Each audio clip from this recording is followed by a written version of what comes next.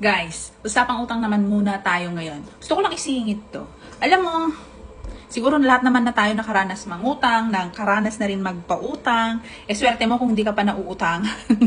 Hindi mo pa naranasan magkaroon ng sakit ng ulo dahil sa mga mangungutang na hindi naman marunong magbayad, hindi marunong tumupad sa usapan. Okay, so etong tip na to na bibigay ko sa inyo, lalo na dyan sa mga mahilig mangutang.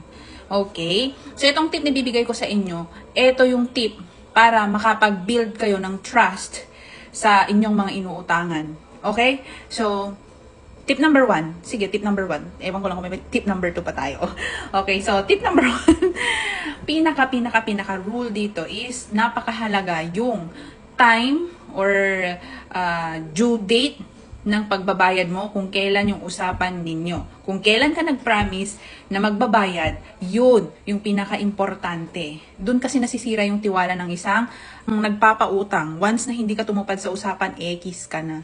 Okay, so maraming nag-ano sa akin, nangungutang na babayaran ko sa ganitong araw, babayaran ko sa ganitong petsa. Pagdating ng petsa na yun, wala ang dumadating.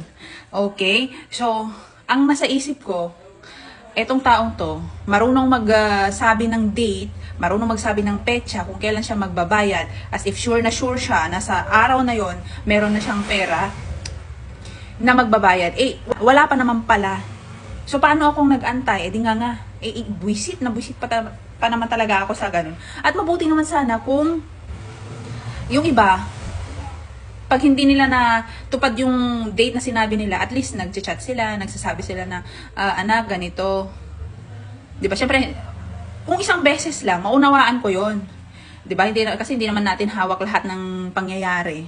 So, yung isang beses na yon, nakiusap sila na, anak, na distansya, mga ganon, na hindi pala dumating yung pera ko, mga ganito, ganyan. At least sa date na sinabi niya na yun, kung hindi man siya pupunta dito sa akin para magbayad, at least pupunta man lang siya para makiusap na sa day na yun, hindi siya makakapagbayad. Kaso yung iba, hindi na nga nagbayad, hindi man lang nagpasabi. So, paano yung inutangan nyo? Nga na lang, diba? So, ganito ang gawin nyo, guys. Utang kayo ng January 1. Sabihin natin, sa January 1, uutang kayo. Sabi nyo, ibabalik nyo sa January 10. Okay?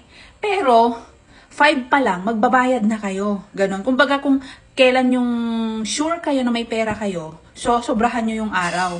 Ayan. Kunyari, magsasahod kayo umutang kayo ng January 1. Tapos, sure kayo na magsasahod kayo sa January 5. Pero, ang sasabihin nyo dun sa pinagutangan nyo, babayaran ko rin sa January 10. Okay? Para yung nag-aantay, mag-expect siya na January 10 ka magbabayad. Pero by January 5, magbabayad ka na. So, anong na-create mo dun na image? Di good creditor ka kasi advance ka nagbayad. 'Di ba? Lahat ng uutangan, kahit sino, kahit bangko pa yan or ano, once nagbayad ka ahead of your due date, you are creating a good image. Ayan.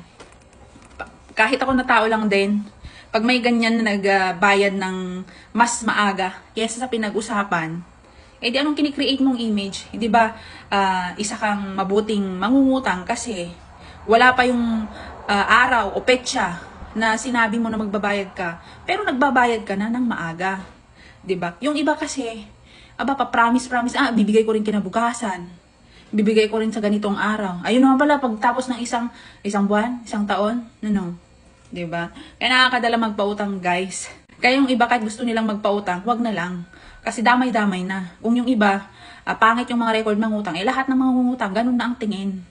Tsaka hindi naman lahat ng inuutangan nyo laging may pera. Kung yung feeling nyo na walang pera, ganun din yung inuutangan nyo, ganun din siya. Ako pa naman alam mo yun, sana kung sinabi kong wala akong may pautang, sana aalis na lang yung umuutang. Kaso sige, kung ano-ano pang dinadahilan, ganito, ganyan. Nakakainis yung ganun. Kasi ako kung talagang gusto kong magpautang at meron naman talaga akong maipautang, pauutangin kita lalo kung nakita kong good payer ka. Agad-agad yan. Pero kung bad payer ka, kahit lumuhod ka pa siguro dyan, hindi na. Ipapasa mo sa akin yung sakit ng ulo mo.